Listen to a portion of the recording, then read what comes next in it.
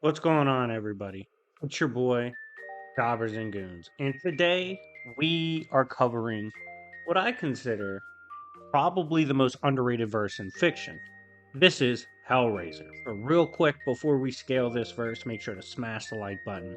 Let's get this to 200 plus likes. That would be amazing. We're on the road to 30K.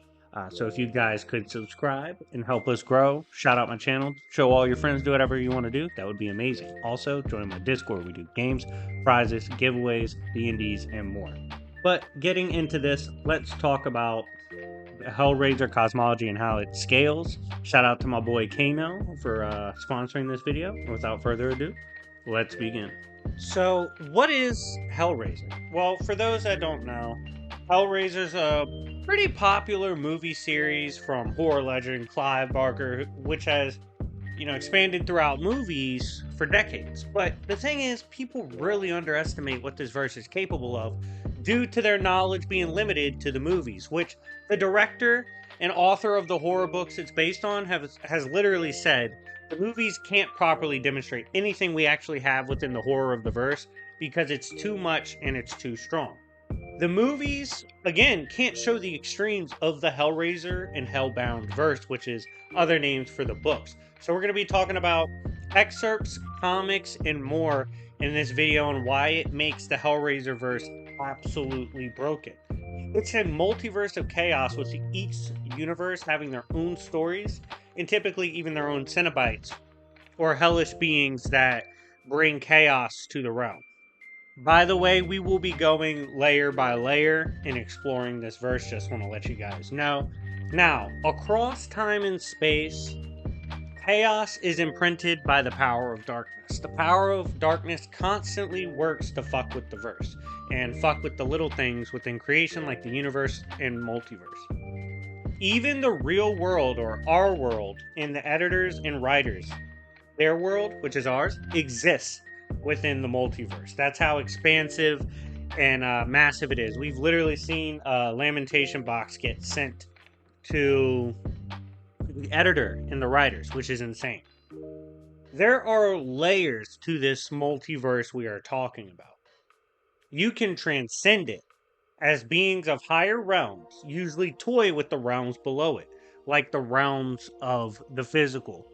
Anything within the multiverse that has to do with physicality is absolutely trash in the grand scheme of things. Like, the multiverse is just nothing. The layers of creation, both real and not real, lies below realms like hell. Like these, there is actually a pretty dense amalgamation of different layers to the verse within this, and they're not shy about demonstrating the different layers to reality, how it can become real, not real, malleable, non-malleable, and they just absolutely toy with it, reducing the rest of the multiverse to an absolute plaything. Now, the realms within the multiverse actually shouldn't be slept on either, as they are considered infinite and eternal and reside as a permanent game board for beings above it. So they actually do have some prominence and value. Like, if you were to compare it to other verses, their multiverse is super broken, but obviously there's several layers beyond that within Hellraiser. There are realms in creation beyond logic, and what is real, indescribable, or not real.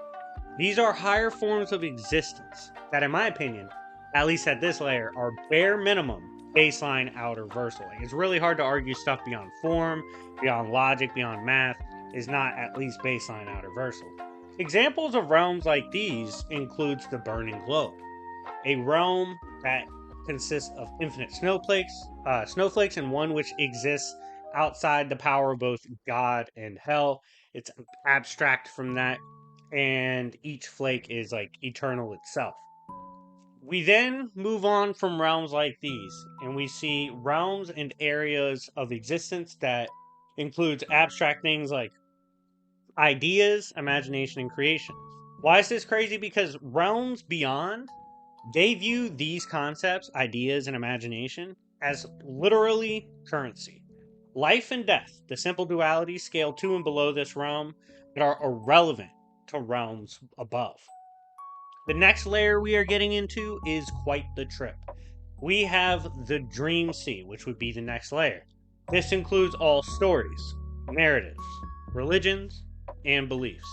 It includes all fictions as well, and even non-written ideas. I'll give you an exact quote from the comic.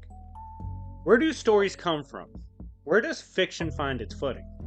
To the scholar, it's the collective unconscious. To the tribesman, it's a tree, a story tree, on which we are simply leaves and branches. But according to some legends, there is a sea, a dream sea where our minds mingle, where we swam and swum and stories wash ashore. But that sea is a dead sea now. The tree long since vanished with Eden.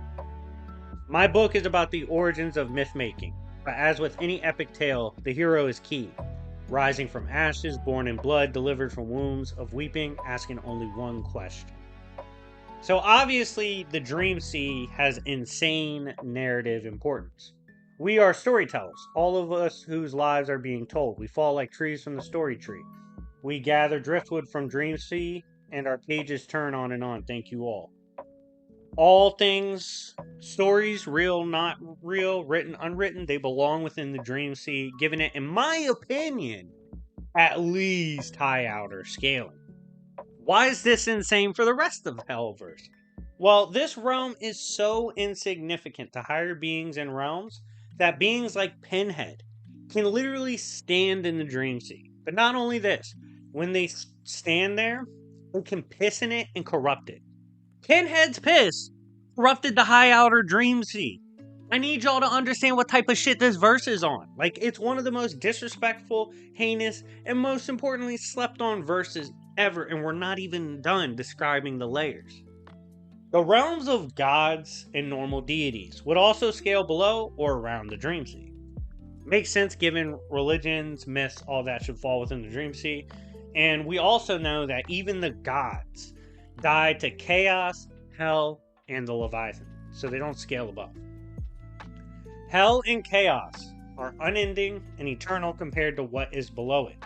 It can also provide shortcuts for even the author and the readers to access it, which is some pretty crazy fictional transcendence scaling if you want to go with that. Now, these realms weaponize high conceptual ideas like feeling. Any form of sentience falls under their manipulation. They call it using the will of God. Essentially, if you have any form of conscious, collective unconscious, big unconscious, abstract unconscious, whatever the fuck you want to call it, if that shit thinks, if it has its own thing, if it's sentient, it would fall under their rule or the will of God. Mere boxes that come from this realm can provide endless cycles of both death and rebirth. Like I said, containing dualities that are extreme in most verses, like their playthings. Simple boxes that come from these realms scale above even weapons of God and Christ himself, as they can summon the Dark Ones. Boxes and things that scale to it can also literally send you to either heaven or hell, whether you actually fit the criteria. They don't really give a fuck. They can violate the principles. There are also different hells of this level. This includes the forces of the Leviathan and the forces of Abaddon, as there are a few really massive, primal, ancient hell lords that kind of combat for supreme rule overall. And next layer after this is the Void. It is clearly defined as being beyond where heaven and hell reside. It is also where beings like Pinhead, who directly serve under the Lords of Hell, come from. They actually do come from here and will return here and be rebirthed from here would they be destroyed. This realm can produce narratives beyond narratives, naturally eternal and unending with infinite chapters. This is how Pinhead's existence is ultimately described. And we've seen he can literally violate realms that contain narratives, so obviously his narrative is of a much higher existence. If you were to die and are from there, like I said, you would simply return there as your narrative is unending, and as long as that realm's around, you would be around. All of these beings powered from here, or who are from here, are all somewhat relative to one another. They serve as the leaders in the battle to control all things within chaos itself. Again, there can be some discrepancies and variants, like Elliot's Pinhead's the strongest Pinhead, but they're all somewhat relative and can do crazy shit. Last realm, or last step, is the final void or chaos, where beings like Leviathan hail from.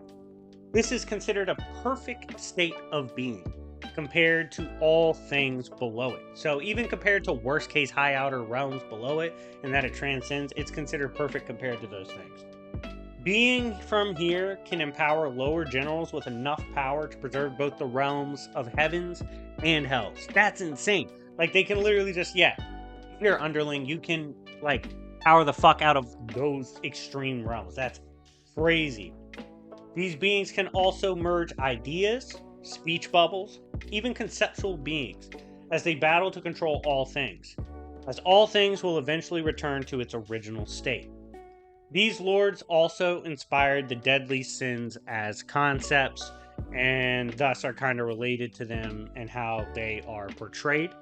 And to beings from here, like the Leviathan, they see beings from realms below them as mere stories or ideas. They're insignificant, nothing but playthings, stories, imaginations, things they come up in their big games they play against the other Hell Lords. But anyways, guys, that is my coverage of the Hellraiser cosmology. In my opinion, probably the most pound for pound slept on verse in fiction. Easily has high outer scaling, has crazy feats within the comics and books. Again, they explain they can't show the real shit in movies due to the limitations of movie in both rating and what you can actually portray and get across in a limited amount of time. But regardless, thank you guys so much for watching. Let me know what verse deserves to be covered next in the comments down below. Make sure to go check out my Ben Grimm documentary. Even if you're not a fan of the character, I guarantee I'll make you a fan. Also, check out my latest Raven video. I covered her strongest form, the Unkindness. Thank you guys so much for your love and support. It's been your boy Jobbers and Goons, and I'll see y'all later. Peace.